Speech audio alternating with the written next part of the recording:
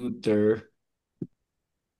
All right. Welcome to Philippines Evangelical Theological Seminary. Okay, screen share.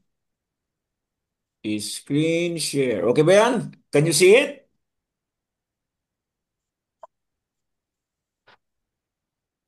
Your screen sharing.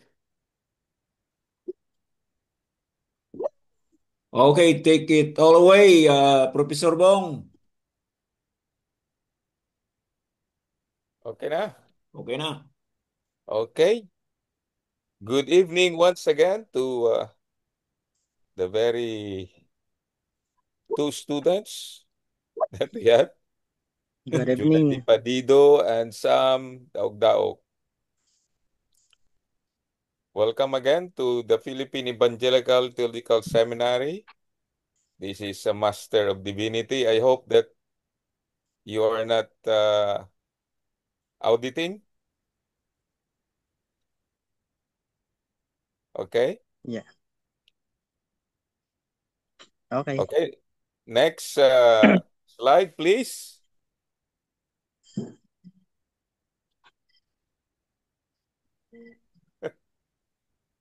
Yun. Yung ating klase Survey of the ngayon Old Testament. is BIV 658. BIV 658. Ang kanyang course title is Survey of the Old Testament. Survey of the Old Testament. At yung kanyang course description is Introduction to the History of the Books of the Hebrew Bible and the Ancient Israel and the Critical Study of the 37 books. Okay, let's now proceed to next. Okay, your professor is no other than Hector F. Guzman, or you can just call me Pastor Bong. And our time is 8 p.m. to 9:30 p.m. I hope next time we could start at exactly 8, so we could end up at 9:30 p.m. Next. There you go.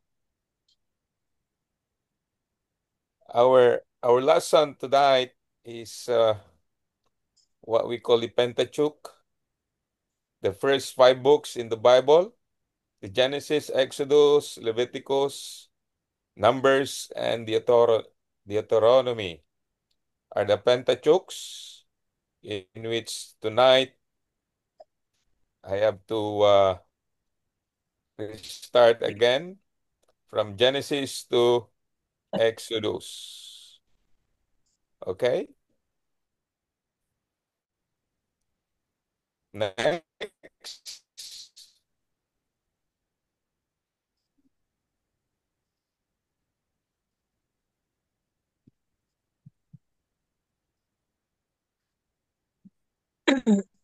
Genesis. Okay, Genesis from the word origin. Yeah. Origin of the universe, origin of everything that we can see around us, origin of the heavens and the earth. Next.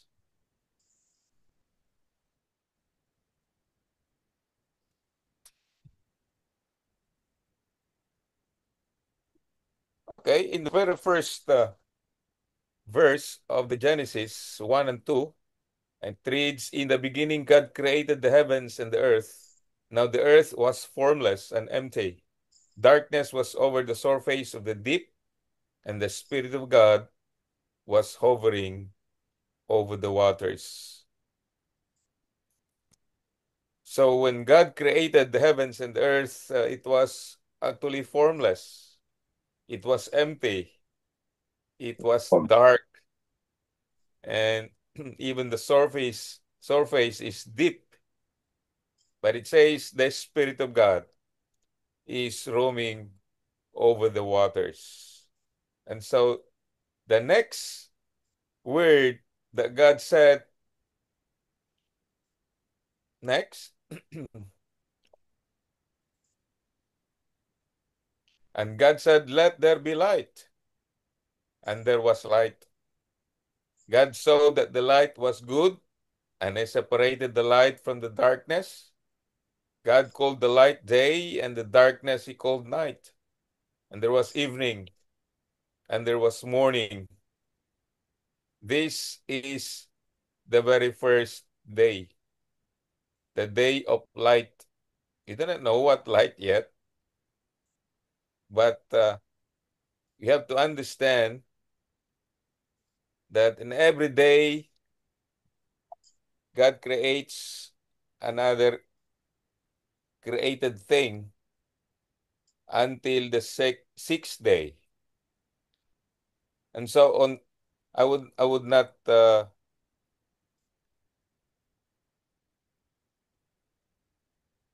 I mean in the next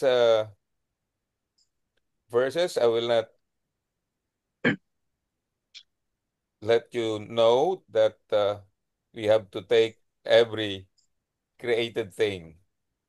So on verse 26, let's proceed on verse 26. Then God said, "Let us make mankind in our image, in our likeness, so that they may rule over the fish in the sea and the birds in the sky, over the livestock and all the wild animals, and over all the creatures that move along the ground." This is verse 26, where God made humankind, and He gave them dominion over all other creatures, those who are in the land, in the sea, or even in the sky. He gave them dominion over all these other creatures created by God. And so on the next slide, it says, "And God saw that He had made, and it was very good. And there was evening, and there was morning, the sixth day." The sixth day is the end of God's creation, because on the seventh, He rested. Next. Did God made the universe in 6 days? We have already discussed this last week, and I don't think we need to discuss right now, so we have to get over that. Next slide, please. And so on the seventh day, God finished the work he had been doing. So on the seventh day, He rested from all His work.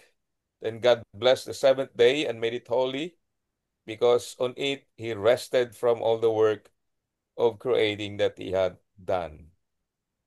So it's simply the seventh day should be a rest day, or it's been a holiday.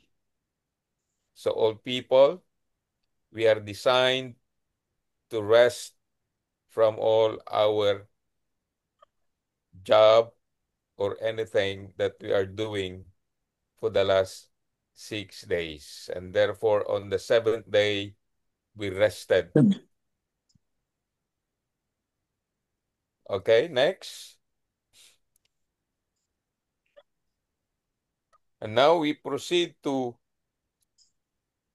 how God created Adam and Eve on the second chapter of Genesis. After creating other creatures, He created Adam, in which He found out that it's not good to be alone. And so He made Adam against sleep to get a rib from her part. to make it a human being, to make it a woman. And so Adam and Eve was formed to make it the human beings, and that they become one flesh. And it says there that they need to leave their mother and father only to cleave with his own wife. Next.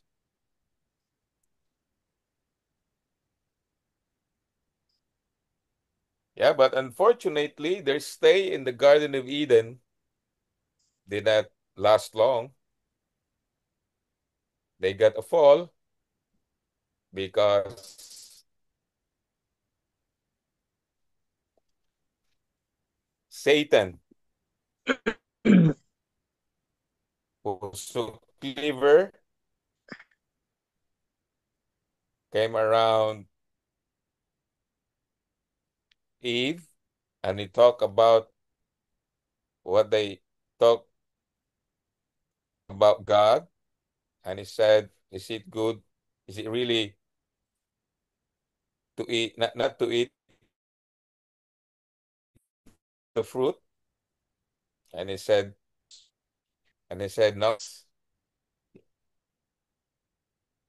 just uh,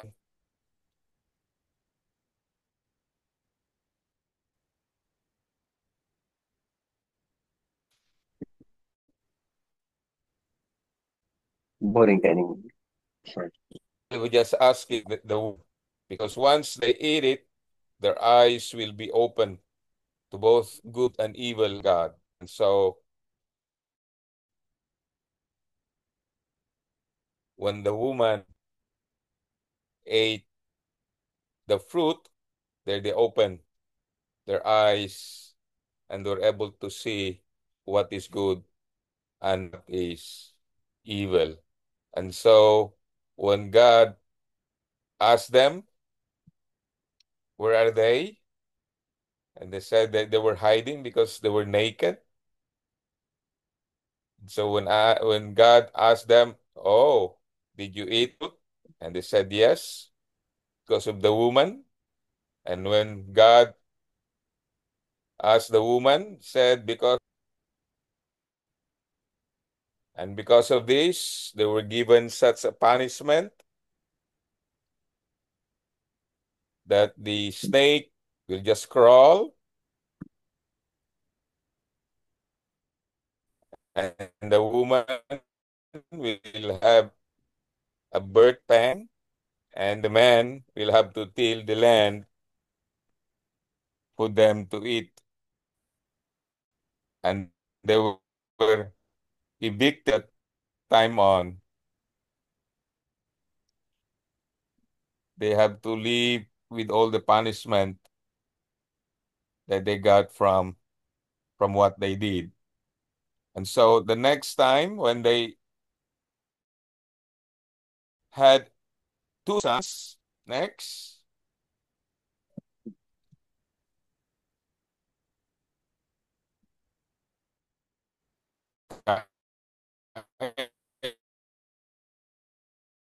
Cain and Abel,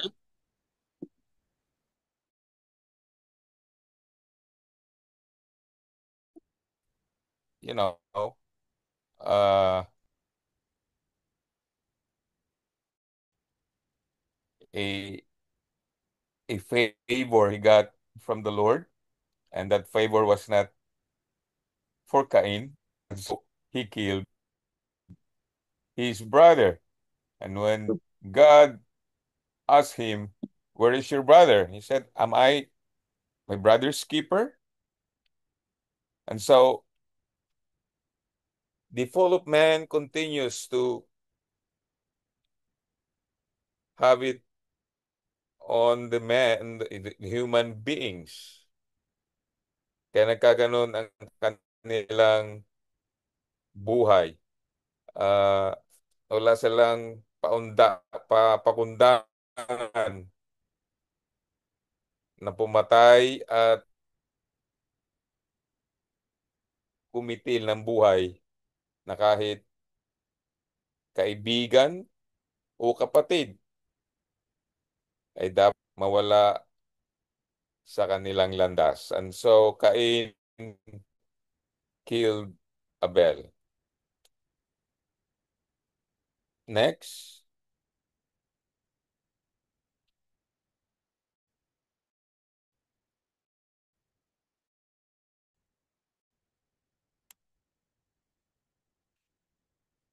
And the wickedness of human continues to grow. Maraming nangyari until time comes that God called Noah to build an ark na kung saan ay lahat ng klase ng animals by pair ay dapat magkaroon ng ah,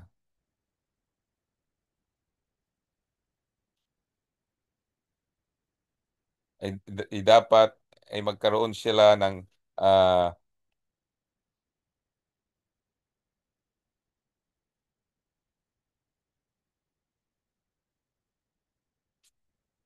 ang bawat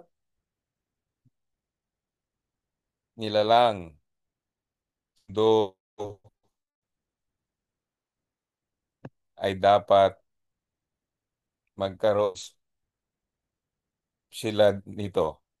And so Noah created with some of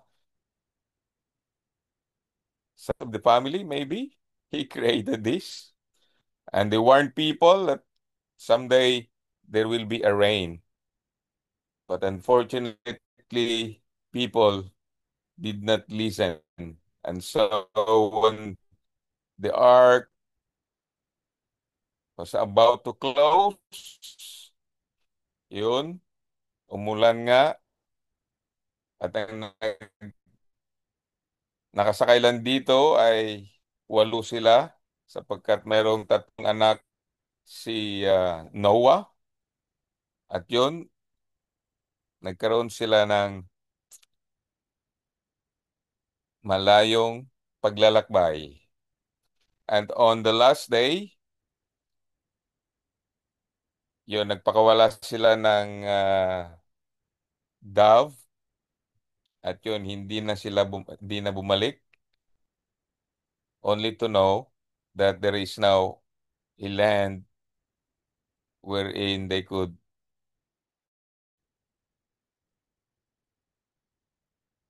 have it.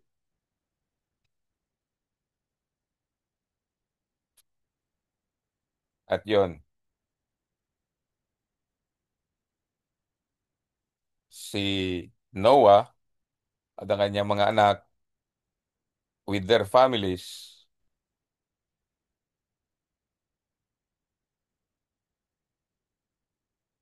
ay nagkaroon ng hindi magandang karanasan. And so the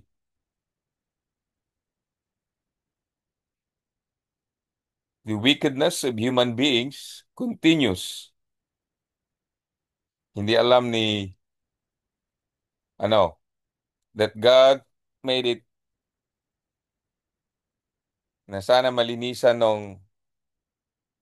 nung flood na yon, but unfortunately it did not eradicate the wickedness of human.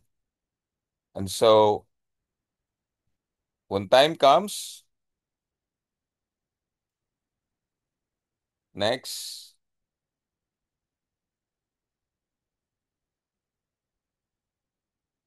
there was this tower of Babel, Genesis 11. Pinuunto niya dito that they need to scatter. It's called the Tower of Babel. Nagkaroon sila ng pagkakaisa nagu to build a tower for themselves. But unfortunately, God crashed it out. Ayaw ng Panginoon na magkaisa lang sila. God, God's will is for them to scatter, supposed to be. And so, kinonfuse ng Panginoon ang kanilang mga salita. Di sila nagkaintindihan. And therefore, sila ay nagkahiwa-hiwalay.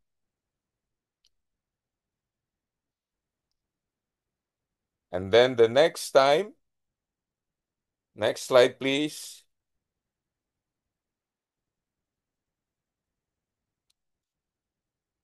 Here comes the call of Abraham.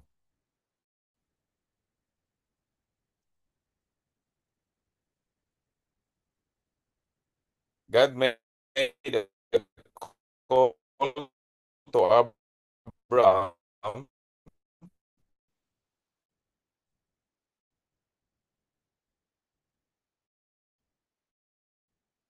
and which I believe Abraham is still 75 old, this to be a father of many nations. And so with that, even though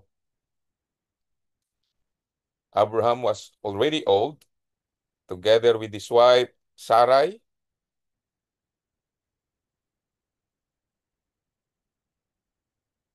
he continues to live to that call. Actually, Sarai they could still bear a son, and so he gave one of their helpers, Hagar, to sleep with Abram. And so Abram sleep with Hagar. Unfortunately, Hagar conceived and got a son, and they named him Ishmael.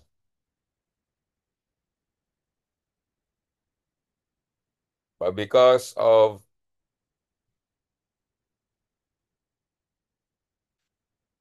God's covenant with Abraham, he says that Ishmael is not the one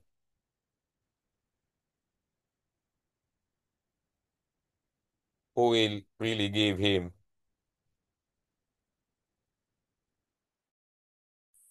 children.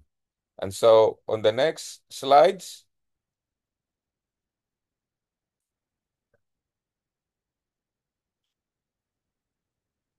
God's covenant with Abraham.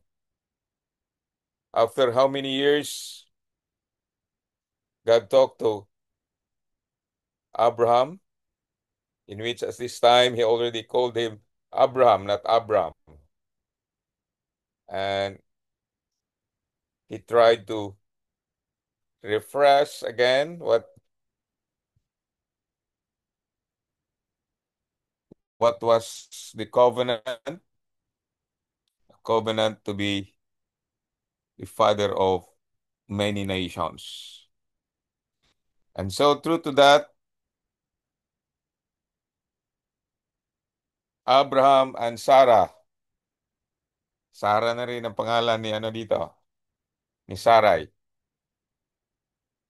Next slide please.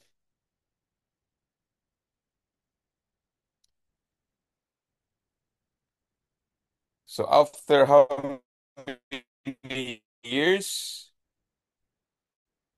yun, nagkaroon na talaga sila ng isang paslit na bata, the birth of Isaac, na kung saan ay natupad na rin ang kanilang mga pangarap. And even though Abraham is already 100 years old or more,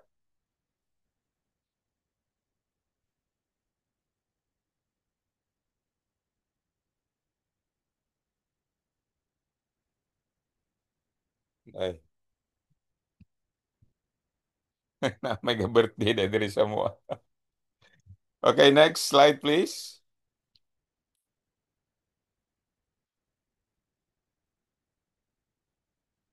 Yun. There was a command for Abraham to sacrifice Isaac,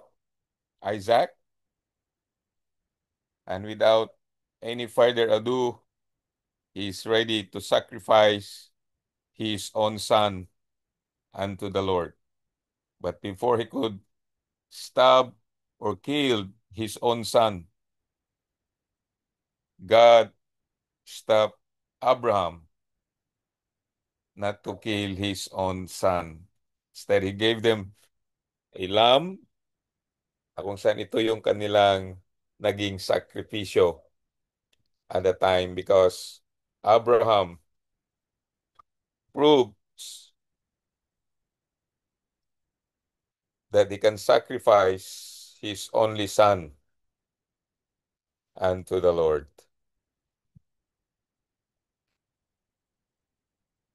Okay, and then Isaac met Rebekah. We all know that Isaac and Rebekah were truly in love, and they have a son.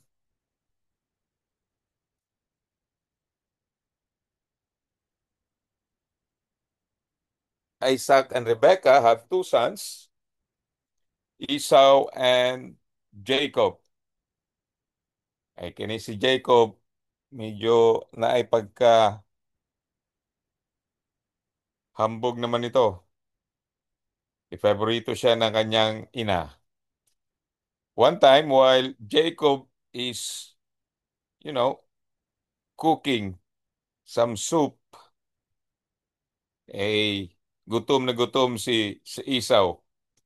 And so he asked Jacob to give him red stuff to eat. Sabi ni Jacob, ipagbili mo muna ang iyong birthright. Ayun, sabi ni Esau, okay, I'll let you have my birthright. Anuhin ko naman ito kung hindi ako makakain. And so he sold his birthright to Jacob just for a soup at that time. Kaya yun ang nangyari. Si Jacob ang naging panganay sa kanilang magkapatid. Okay, next. Jacob, alam naman natin si Jacob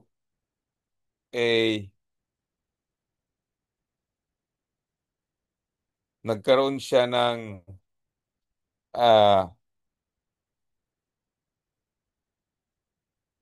this feelings with Rachel. Kaya pinayagan siya na mapangasawa si Rachel, and yet at the last hour, ang binigay sa kanya si Leah pala, hindi si Rachel. And so inasawa niya muna si Leah, and then nag-work naman siya for another 7 years. And after that, yun, nasawa na niya si Rachel at saka si Leah. At nauna niyang nabuntis si Leah, nasawa niya. He has 4 sons, si Reuben, Simeon, Levi, at Judah. At nung si Rachel naman, hindi niya mabigyan ng anak si Isaac, si Jacob, who became an Israel. Binigay niya muna yung kanyang katulong na si Belha. At nagkaanak sila ng dalawa, si Dan at Naphtali. At nung narinig naman ni Leah that binigay ni Rachel si Belha, si Selpa din. ang kanyang katulong din ay pinagkaloob niya rin kay Jacob. At yun, si Jacob ay nagkaanak din kay Selfa ng dalawa, si Gad at si Asher.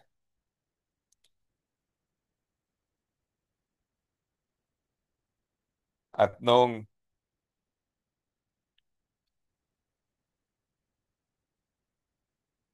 si Leah naman ay muling na, na nakipagsiping kay Jacob, ayun, nagkaroon siya ng dalawang anak muli, si Issachar, si Bulon.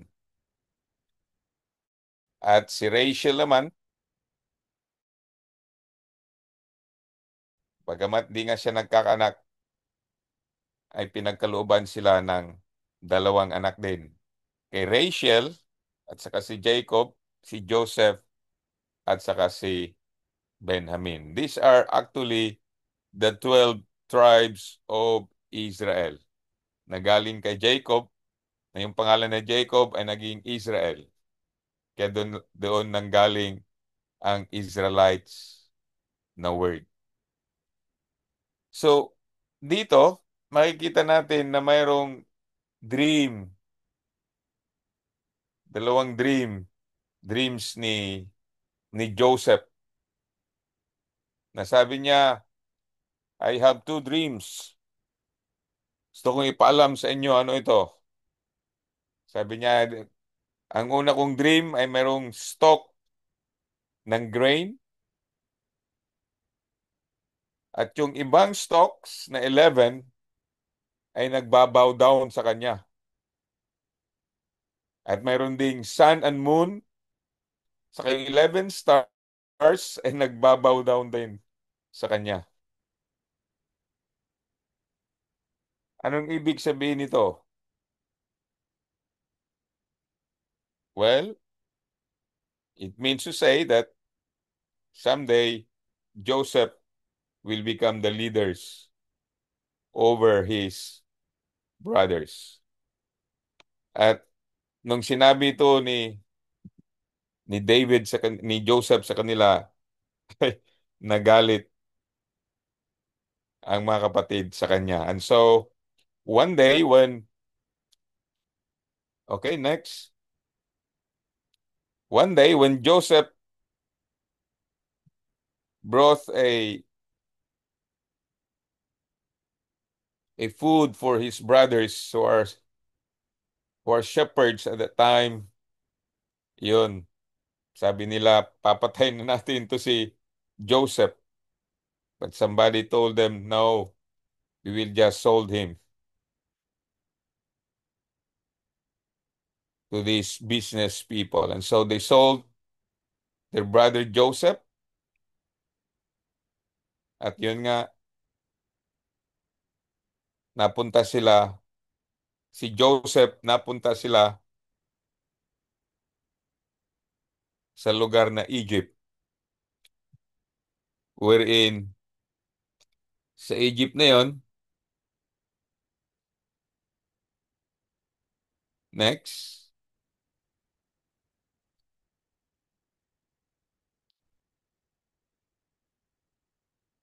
sa Egypt na yon, ay nakulong doon si Joseph.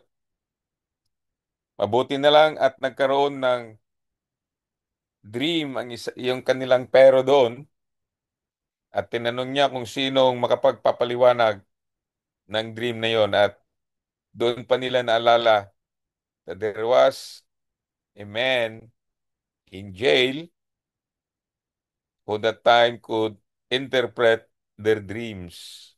At yung dream na yon ay may mga cow na malusog at may mga cow na medyo payat. At yung payat ang siyang kumain sa mga malusog. At yung other dream naman ng pero is straw.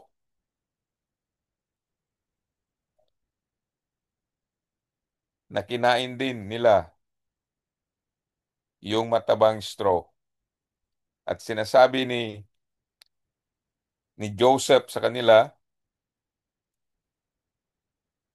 that the meaning of this dream is that there will be a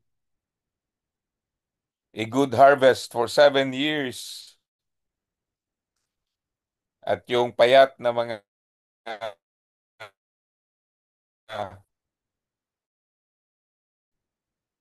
cow, at ito 7 year famine. Sabi niya, somebody must have to take charge ng ani ng Egypt upang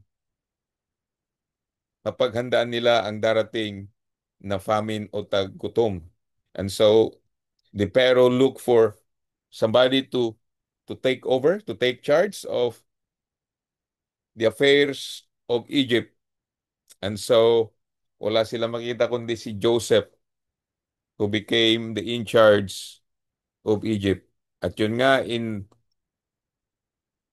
the whole time of good harvest, they were able to safekeep at yung darating na 7 famine years ay napaghandaan nila yon. Kaya maraming mga other neighboring countries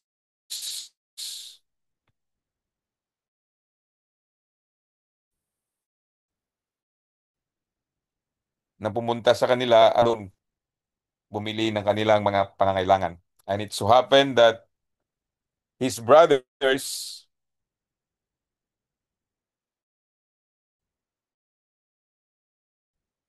were the ones who went to Egypt until such time na nandun na sila lahat.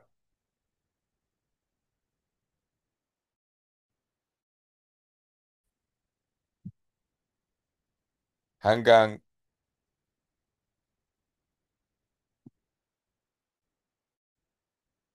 ang mga kapatid niya, si Jacob o si Israel, at yung kanyang nakabatang kapatid na si Benjamin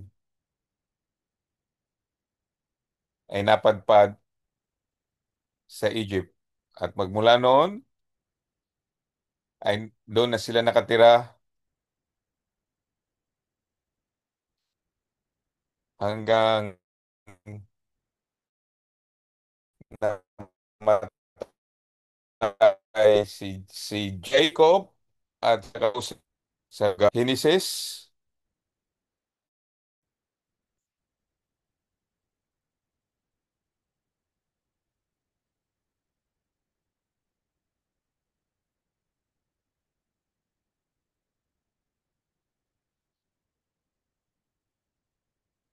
Punta naman tayo sa sa Exodus. How the Exodus,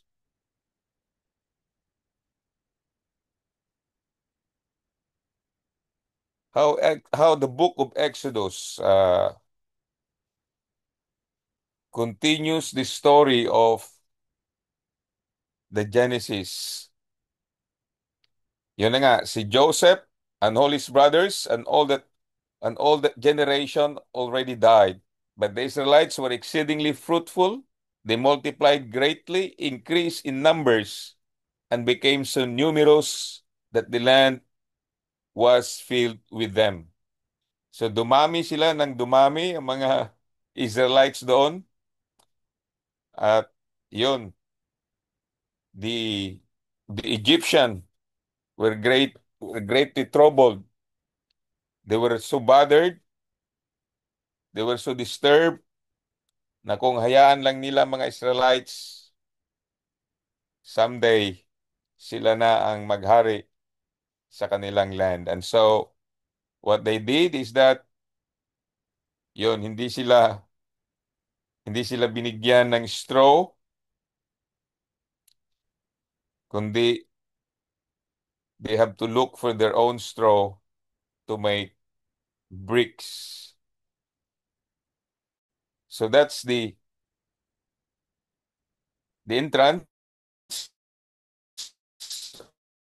of the Exodus in chapter 1. And so on the next one is we come now on the birth of Moses. Wherein the birth of Moses came from an Israelites. At yun, kasi tinatago na nila ang mga bata noon, lahat ng mga bata ay pinapatay. At nung hindi na nila kayang may, may tago pa, ayun, gumawa sila ng isang basket at nilagay si Moses sa Nile at yung anak ng pero yun nakita nila na may bata doon. At nung kunin na nila, lumapit yung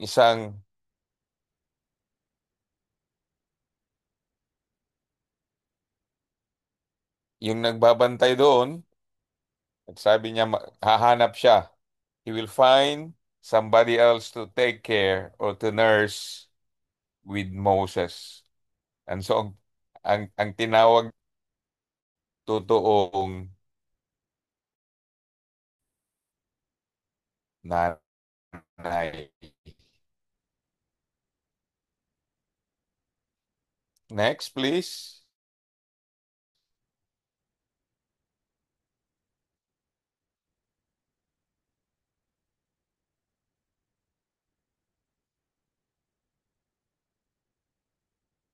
Yon. Nung lumaki na si Moses, nakita na ang dalawang mama na nag-aaway sila, isang Egyptian at saka Israelites, and Moses was able to kill the Egyptian.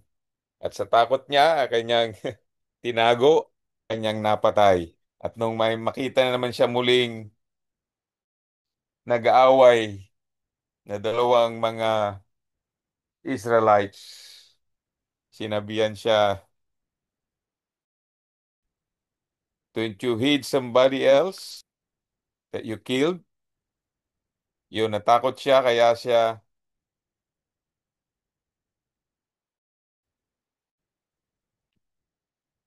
humiwalay nila at pumunta sa Midian.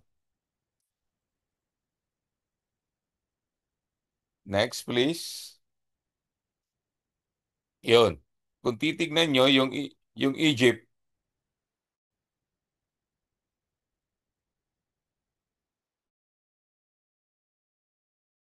yan, ay malayong malayo.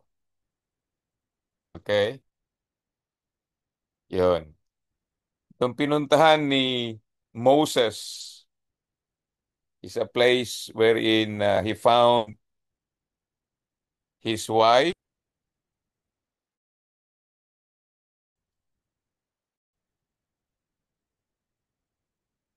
nakasalamuha ang kanyang father-in-law na si Jethro.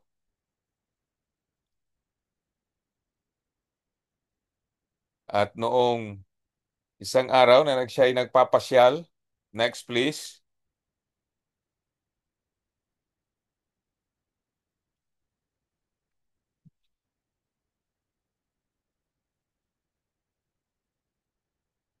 isang araw na siya ay ah, nagpapastol o nag-shepherd, nakita siya ng angel of the Lord through a burning bush. Kaya nilapitan ni Moses ang burning bush na ito na hindi naman nabuburn talaga. And so it's called by his name, Moses, Moses. Said, I am. Kaya yun, there was him. Nasabi ng angel is for him to bring out the people of Israel from Egypt. Sabi niya, sino naman po who am I to go against the parent? Matagal ang kanilang diskusyon at hanggang nauwi na-convince si Moses na siya ay mag-lead to bring out the people of Israelites from the hand of the Egyptian.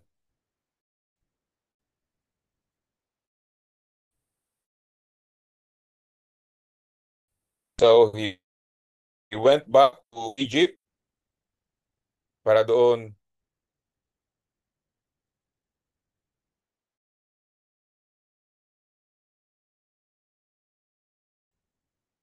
iligtas Egypt kasi Close. Apo. Record mo na. Okay. yun. Balik tayo sa sharing ah.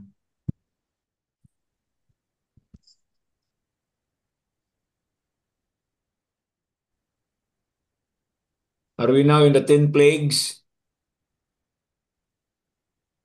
Yep. Okay. Apo. 10 plagues. Okay, the 10 plagues.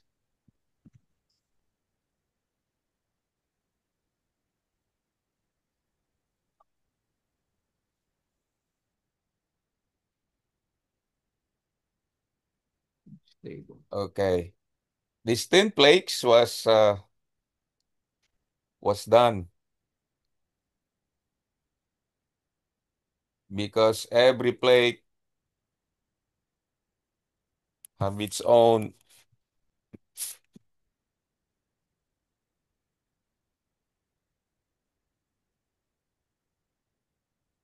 terrible result in the lives of the Egyptians.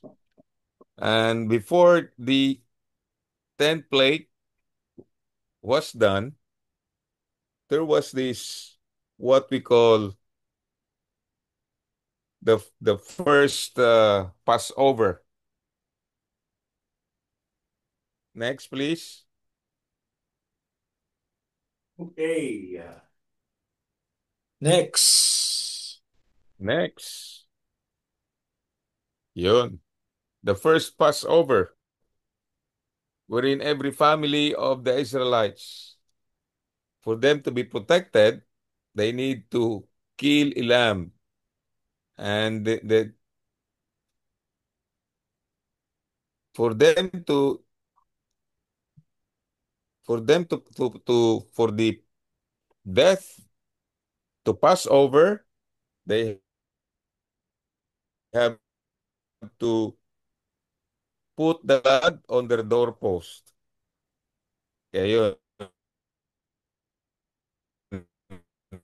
naglalagay sila na at and while doing that, they are also required to have the unleavened bread. Kaya ito yung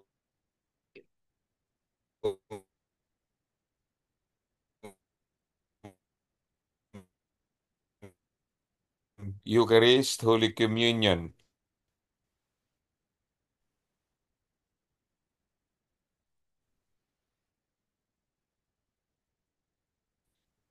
Okay. Ito yung during our Holy Communion. Okay? And then, yun dahil yung mga Egyptians ay hindi sila nininiwala. And so, all their firstborn son, the last plague, ayun, namatay. And even the firstborn son of Pharaoh died as well. So they were now given the assurance that they could now go, the Israelites could now go, hanggang nakarating sila doon sa Red Sea. At they are now in great trouble. They are in trouble. Everyone is anxious about it. They could cross that Red Sea. And so when Moses lifted up his staff and his hand, immediately the Red Sea divides, and there they were able to cross the Red Sea. At ang mga Egyptians, nung ma-realize nila, they're now about to cross the Red Sea, and when they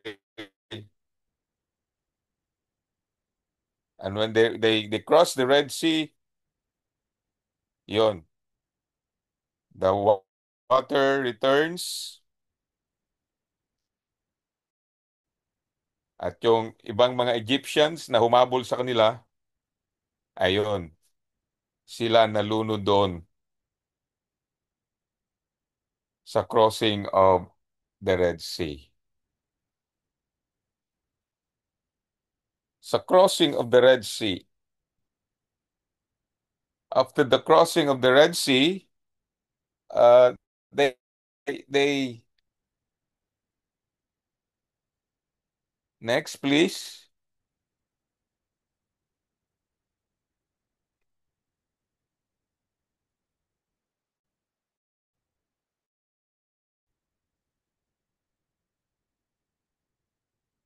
Yon, after the crossing of the Red Sea, yon, nagkaroon na sila ng manna and quail. Wala nga silang mapagkunan ng kanila. And so there were these people who are murmuring every now and then where to get the food. And so our God, who is the provider, he said, okay, on the evening I will give quail, and in the morning I will give manna. And surely every morning kumukuha sila ng kanilang konsumo.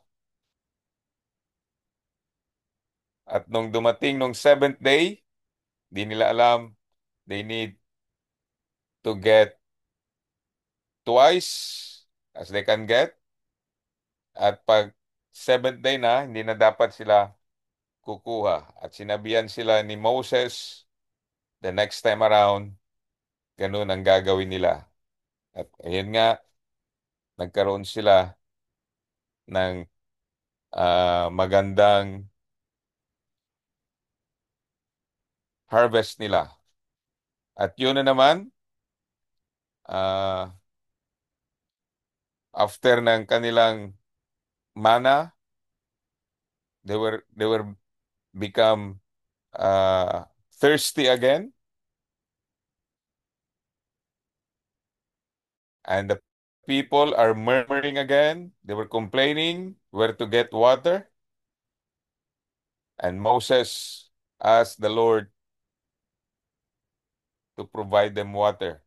And so he said, okay, you can just strike your staff and a water will come out on that area. Kaya yun, lumabas ang water sa kanila. And next,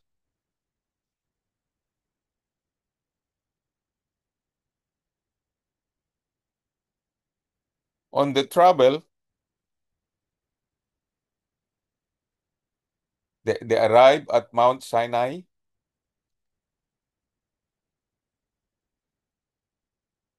Doon, pinakausap ng ating Panginoon, ang ating Diyos, na uminahon sila diyan sapagkat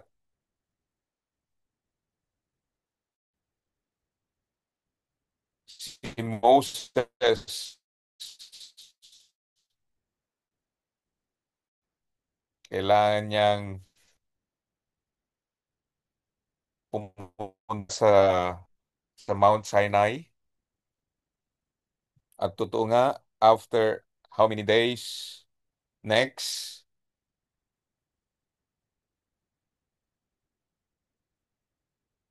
there was these 10 commandments. In chapter 20,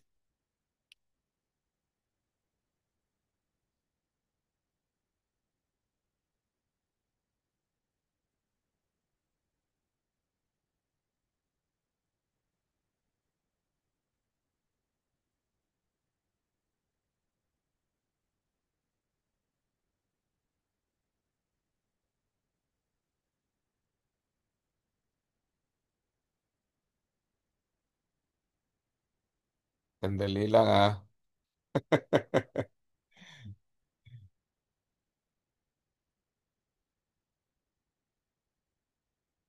Yun. Sa chapter 20, nandito ang 10 Commandments. Mababasa niyo dyan sa chapter 20 ang 10 Commandments na pinagkaloob ng Diyos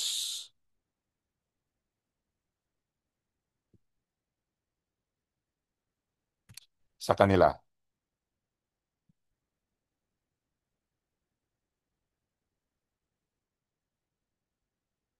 And then next,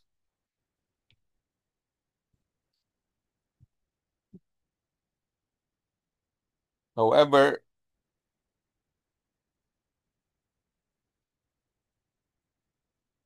Moses did not get down from the mountain, and so the people are again complaining, where is Moses? And so Aaron, who is left behind, wala siya magawa kundi sabi niya, okay, you can get all your earrings, all your golds, and I will make it as a calf. Yun. Gumawa siya ng gold bull calf at sinabihan si Moses ng ating Diyos na tignan mo nga inyong mga kasamahan doon. Mukhang iba na ang kanilang ginagawa. And so when he get down, he was so frustrated that he cannot do otherwise but to throw the two tablets of stone. Yung 10 Commandments doon sa gold bull calf na yun.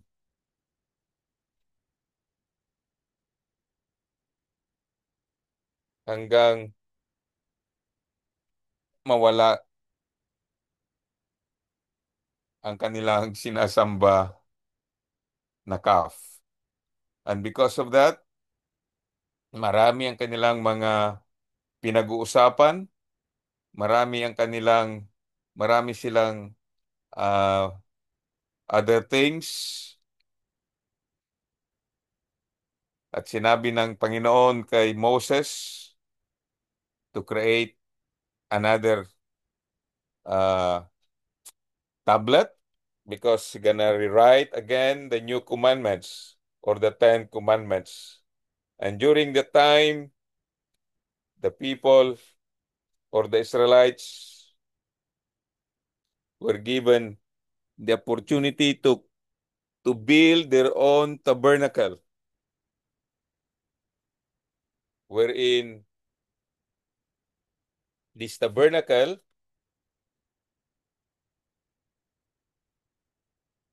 will be guided by a cloud during the night, and a fire during the night.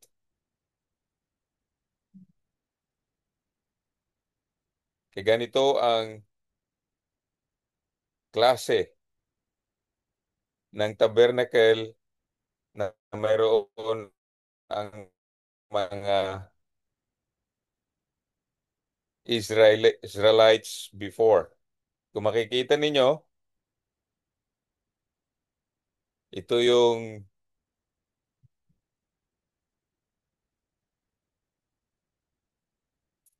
kanilang tabernacle, which is also called the tent of meeting, or it's their sanctuary. Makikita nyo dyan na pag pumasok kayo, may holy, the holy and the most holy. Yun. 45 feet at yung kahaba niyan, 15 feet naman or 4.6 meters. Not that big actually. So, maliit lang talaga.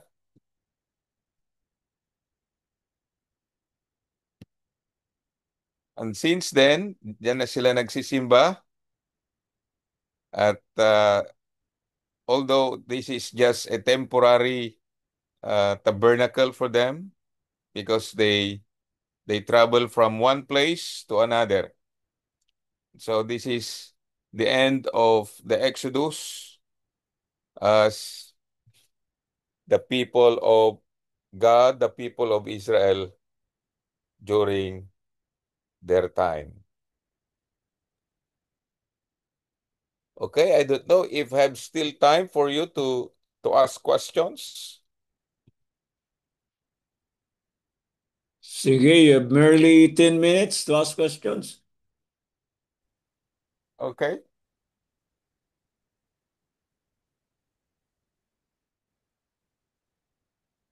Yes, Pastor Jonah D. Yep. yung share niyo po about the Noah, yung pag-build ng ark. Okay. Then after yung mga may inipon niya yung kanyang pamilya.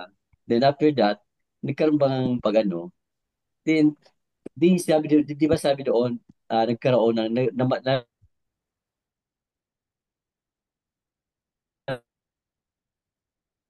Sensya na, may na ang ano rito. namatay na lang, Yeah. another person, mga tao, doon sa nila muli, noong nag-dry na, nagbaba na yung tubig. Kumbaga, wala nang ano, kumbaga, bumaba na yung tubig. So, back to normal yung ano, yun pa kayo mga tao na tira po ng pagkaroon ng pagkabaha. Sabi nga, isang pagbaha na talagang grabing Yeah, pagbaba, yeah. the Great Flood. Yeah, Ano, that's ano po yung, yeah. sila lamang pamilya na Ano na sila? nagkaroon or Walo meron pa? lang silang iwan doon. Yes po. Uh, as I know, everyone died except the family of Noah. And I think the new Mhm. the new persons o mga tao noon ay nanggaling sa kanila yon. Mm. They started again, all over again. Mm. May makuha ka pa nga eh. Ulo mo pala. Mhm.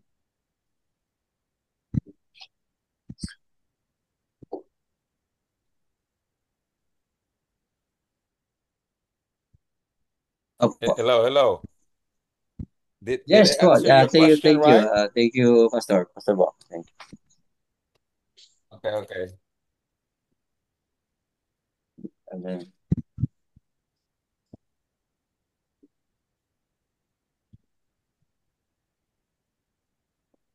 Any more? Any more?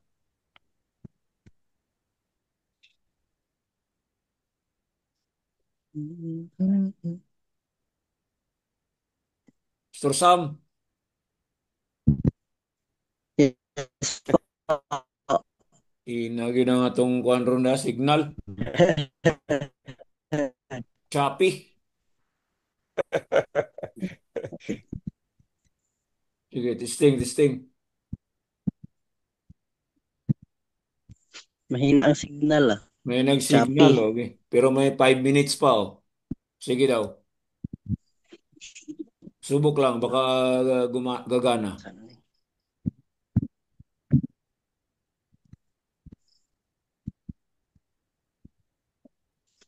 Ano natin yung sharing na stop nating sharing. Yan. Sige, fights. Okay. Another.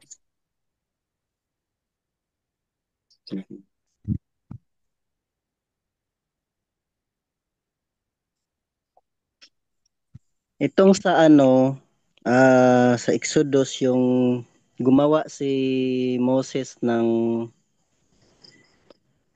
ah isinulat niya sa bato yung Ten Commandments. Tapos yung hindi na siya hindi matagal siya na bumalik sa mga Israelites na kasamahan niya at yung mga, nangyari sa mga Israelites ay nagsimba ng gold bull calf. Yeah. So yung pagdating ni Moses, bakit yun yung bato na may sulat na Ten Commandments yun ang ginamit niya pagsira sa gold calf? Yeah. Yeah. Yun ang ano. Yun ang binato niya sa ano. Hmm. Bakit di siya Bak- bakit di siya bumato ng ibang bato?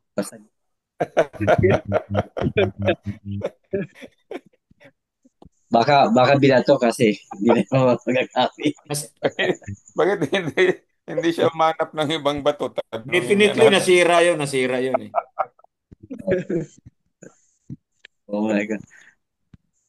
Mahina ang kanyang self-control.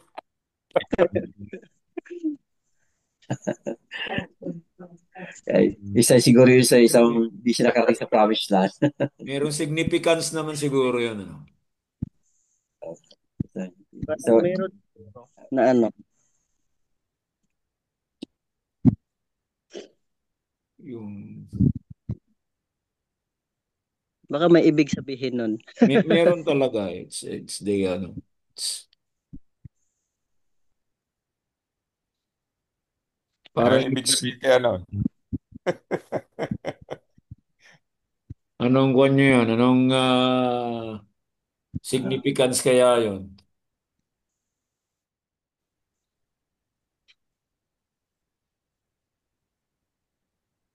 Kaya, kaya siguro, ah, Pero Diyos ang sumulat nun, ha? Diyos. ibinigay.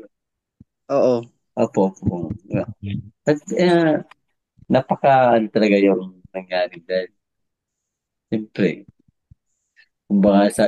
kung sasabihin natin yung kagagawa-gawa ko ng galing pa sa apoy, babasagin mo lang.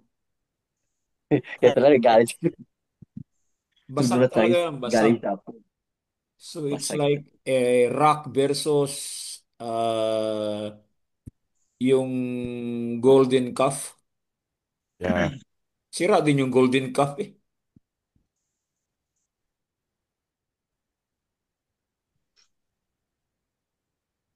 Yun nga.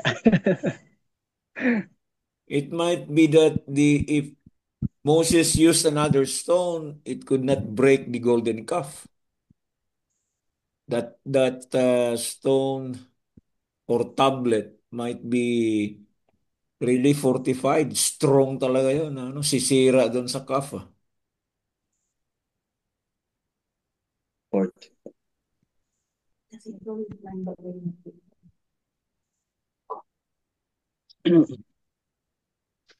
Fire. Pero nasulat ba? Gumawa ulit ang Diyos ng ano, two Yeah, tablet? yeah. Okay, nasulat Yeah. yun. Was written. Di ano yun? It's Hindi ko na masyado na na encounter. Gamat, pero meron talagang inilagay yung mga Israelitas doon nung karoon sila ng 10 worship or 10 yun nga 10 meeting sa tabernacle. Meron talagang isang area na andun yung stone, Oh, yung kasi tinatawag na the covenant. linagay lang Nandoon? sa Ark, Kaya, oo, yun ang Sa Ark of Ark of the Covenant. Covenant. nasa art. Oo. Kaya yung mga lagi nang dinadala tuwing may Laging mga dinadala. nila, Um, na kanila yun eh. Kasi yun ang kanilang power, yung kanilang oh, doon galing yung kanilang protection. agimat. Oh, tama. Sabi nga doon sa na may mga gusto pumasok doon sa area na yun, sa tabernacle, kasi na doon yung stone, yung ano nga, meron napapasok daw, meron ng may something na naiiba ang naramdaman naman na, na Ah, pumapasok doon. okay. Oo. Matibila. Yeah, Holy of Holies. mistake. Opo. So yung may holy place, merong Holy of Holies, nandun yung Ark of the Covenant. Mm. So ano ka talaga? Pumasok ka doon talaga, goosebumps.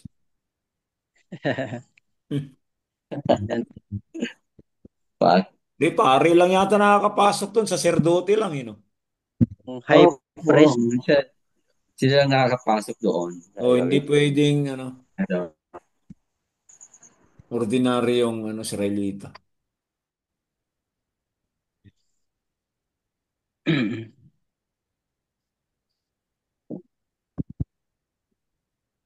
Okay, okay na ba lahat? Is that all right? Yun na, yun. Okay na, all right. Okay. okay, okay. Next Thank you so Monday much, ulit. Ito yung sir. pinakaano ninyo ha. Ito yung pinakaunang lecture talaga sa formally kasi nasira Opo. yung noon yung PowerPoint presentation nung una. Okay, have a good night. Thank you, Professor Bong. Okay. Sige. Okay. Good Thank you